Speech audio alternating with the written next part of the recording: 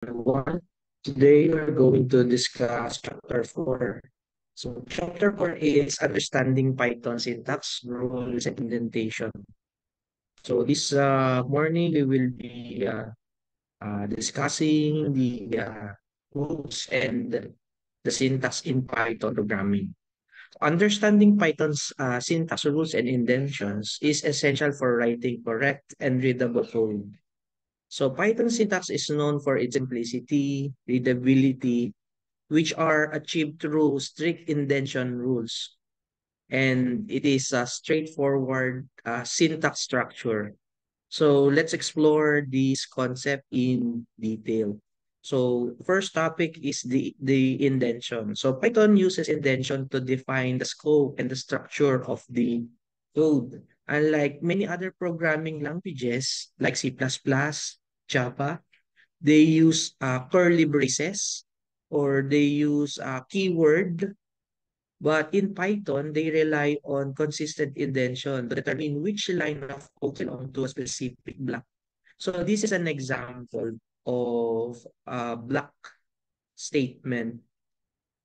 So we have here a variable num is equal to 10, and we have a decision if num is less than or less than 10, then we have the colon. So we use colon to start the indentation. It means that when we have indentation, this is a block statement. Katulad nung sa C++ or sa Java, we use open and close uh, curly brace or a block statement. So in this case, since ang Python ay iba sa C++ at Java when in terms of indentation kasi kasama sa code yung indentation. So this is an example. So we indent the print num is less than 10 and then print hello. So let's try to run this code. So so there's no output because num is less than 10. So let's change the value. So num is 10. So let's change num is less than 1. So our num is 10. 10 is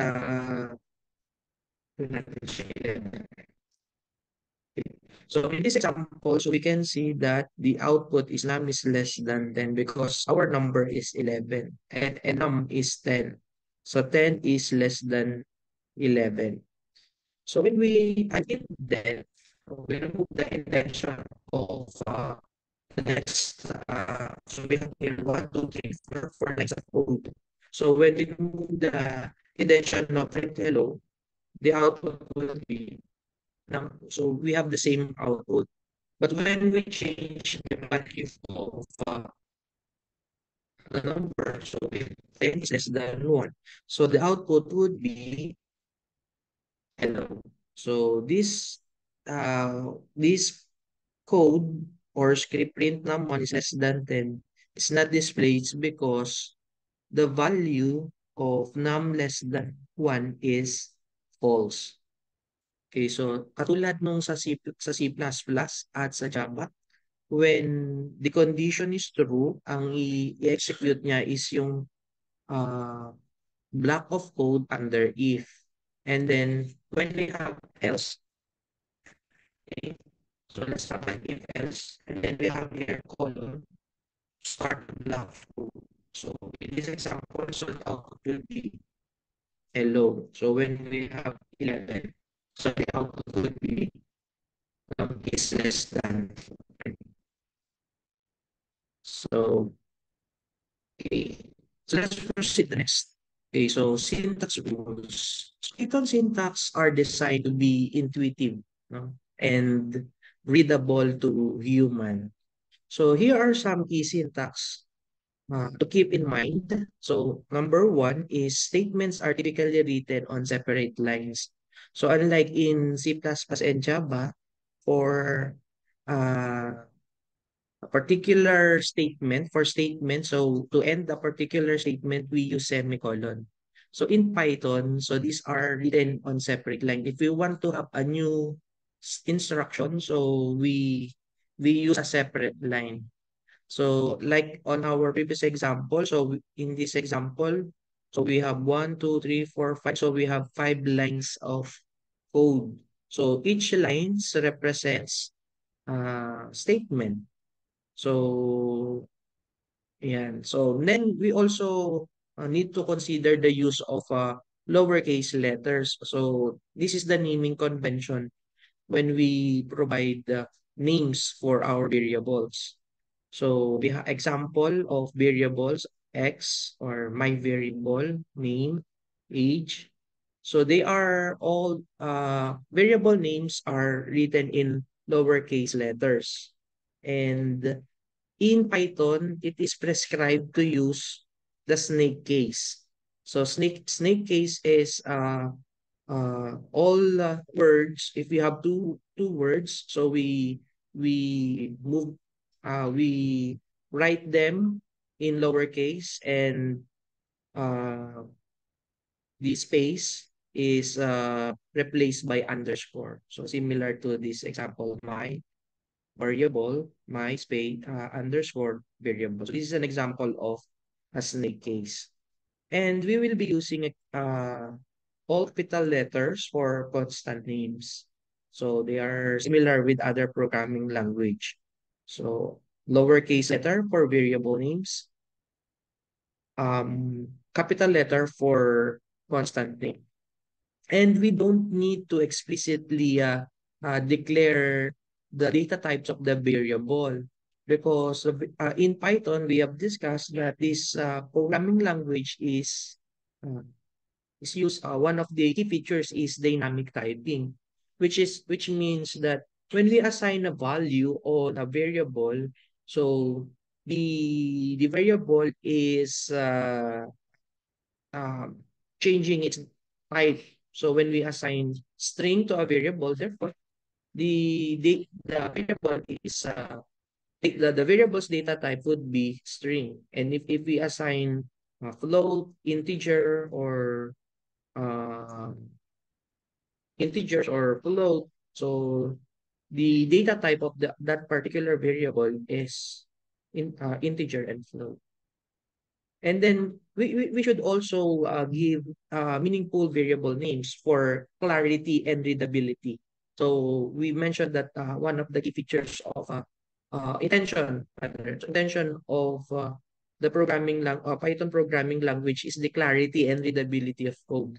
So therefore, indentation should be consistent within the same block. So we can use space or tab. And then we have discussed the shortcut key for indentation, indentation and an indent. To unindent and indent, so we have control slash. And the use of colon, so I've mentioned it in previous example. So the use of colon indicates the start of a code block. So uh, what are the reserved words that uses block? So example is the if statement, the for, while, and the for, while, and these statements, and we use parentheses to group expression, and open and close parentheses is used for functions argument. So example is hello. This is an argument of the print function. Okay, so in this example, so we have displayed the hello world, a hello 2 times. And next is another is the use of white space and line endings. So Python is sensitive to white space, spaces and tabs, and line endings. And then it should be uniform with the. So if you are using space or tab, so you should be consistent. So when you combine space and tab, there should be when you combine or you mix space with tabs can lead to errors. Additionally, Python uses new line to indicate the end of the statement. So you need to use in Python we do not use semicolon. Unlike in any programming language like C++ and Java, for to end a particular statement we use semicolon. So in Python we use a separate line for a new statement. Okay, another topic is about comment. Comment are marked using in Python, so we use hashtag symbol.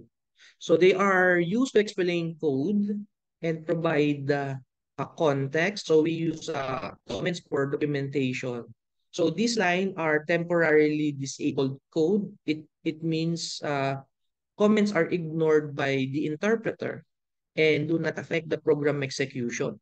So in Python, we can insert multi-line comment, so such as the triple single quotation or the double triple quotation.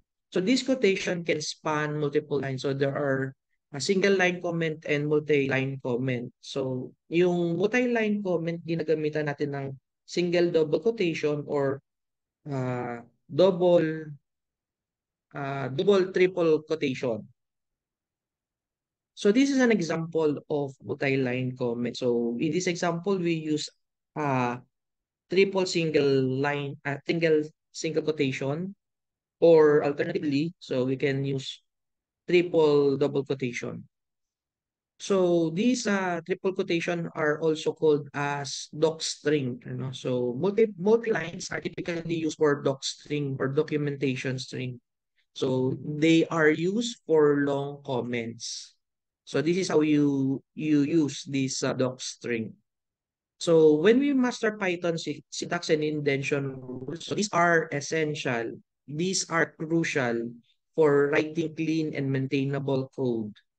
So consistent indentation adheres to syntax guidelines. So this enhances the code readability, making it easier for you to understand and collaborate on the projects. So by following these rules, so you will be on your way to becoming more proficient in writing programs in Python. Ito na namin discuss aside from the rules of Python is to explore the data types. So let's say data types. So these are fundamentals. Data types in Python is a fundamental towards uh, uh, towards understanding to know with different types of values. So uh, similar to Java and Python. So we use variables, we use data types. So data types are data types represents what type of data this particular variable can hold. So integers, so example of data types. So in across Java, C++, and Python. So there are integers, floats, strings, and booleans. So when we say integers, so these are variables that can hold numbers without decimal value. So whole numbers. Examples are grades. So these are the example of variables. So in Python, in declaring variable, so we mentioned that this feature is dynamic typing. So we simply define the variable name, age, and then assign equal sign and value. So therefore, age in this line in this statement, we are assigning integer value to age. Therefore, age the type of age is integer. So similar to grade, grade is equal to 9. So therefore, our variables are integer. How about float? So floats, short for floating point numbers. So these represents are real numbers with decimal points. So these are values that hold the decimal places. Example of these are your height, your weight, your what else? For example, money. So it can hold numbers with decimal because of sets. Okay. So example of decimal variables with decimal value is height, or for example, total or average. So average usually has decimal places. So for example is 10.2, height 5.4. So therefore, height and total are the data type of these variables are float. About string. So string represents a sequence of characters. They are used to store text. So we can use single quotation or double quotes or double quotation. So string are versatile.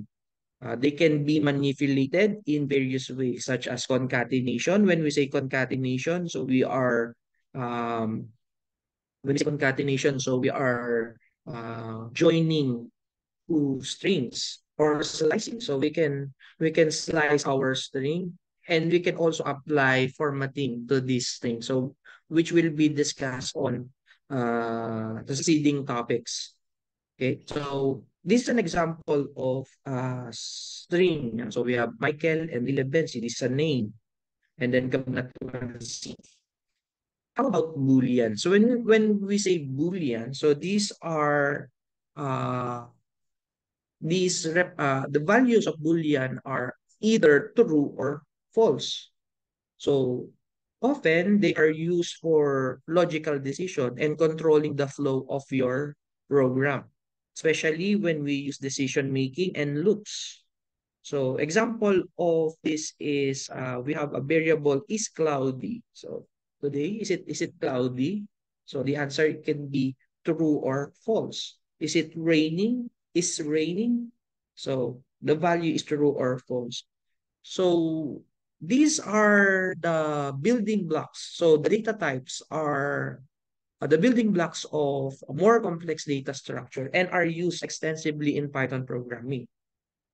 So they enable you to work with the range of data. So we can use the variables to perform calculation, manipulate text, and make logical decision. So understanding this uh, variables and effectively using these data types is crucial for writing functions and expressive Python code. Okay?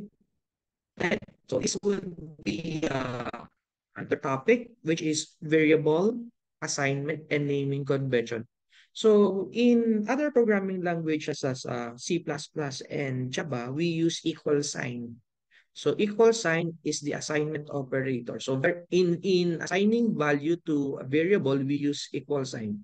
So the variable name is often or is usually located at the left side, and and we have equal sign, and then on the right side we place the value or the expression.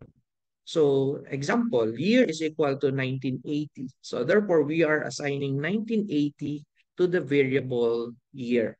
Average 80.50. We are assigning 80.50 to the variable average.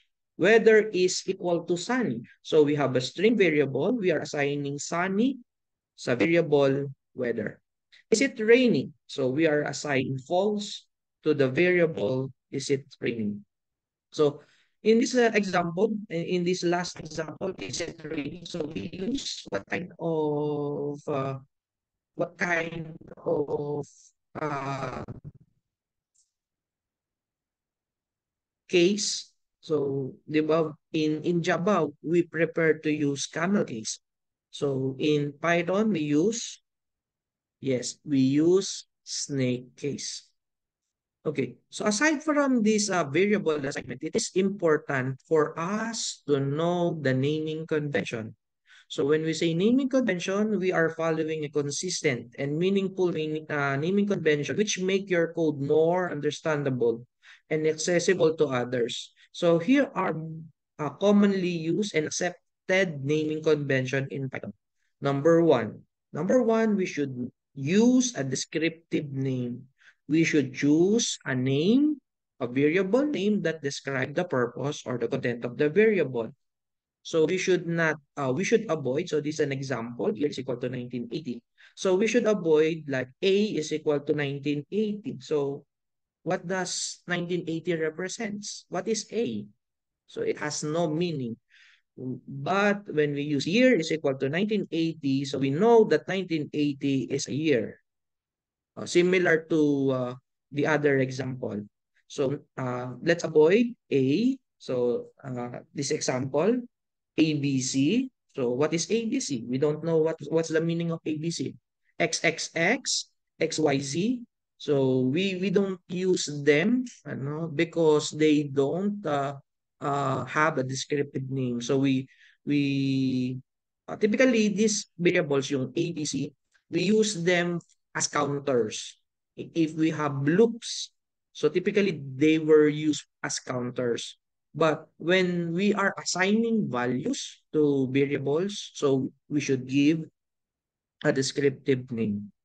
Okay, next, another naming convention, use of lowercase letters. So I've mentioned it a while ago. Variable names are typically written in lowercase letters. If variable name consists of multiple words, separate them with underscore.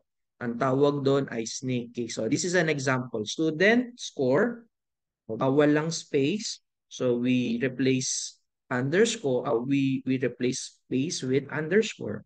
Number 3, we should avoid reserved words. So, similar to other programming language like C and C++. So, there are reserved words. So, we should not use reserved words. So, example of reserved words in Python like if, if, we have while, so we have import. So, I cannot mention all of these reserved words. So, you can search for the reserve words and do not use them as variable names. Fourth, we should be consistent. So stick to a consistent naming style throughout your code. So choose a style that makes your code easy to read and understand. So we mentioned that Python's objective or main goal or one of the uh, main goal of Python is the clear readability and clear syntax. So you should choose a style that makes your code easy to read and understand. How about constant? So we mentioned that when we write constant, it should be in uppercase letters.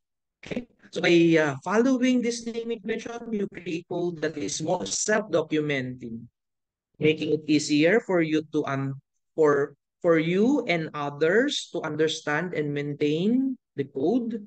So choosing meaningful names and consistent variable names contributes to the overall clarity and professionalism of your Python code. Okay, so let's proceed to the last topic. So our last topic for chapter 4 is operators and expression. So what is operator and expression? So operators and expressions are fundamental components of Python that allows you to perform various calculations. So we use comparison operators for comparisons or to make decisions.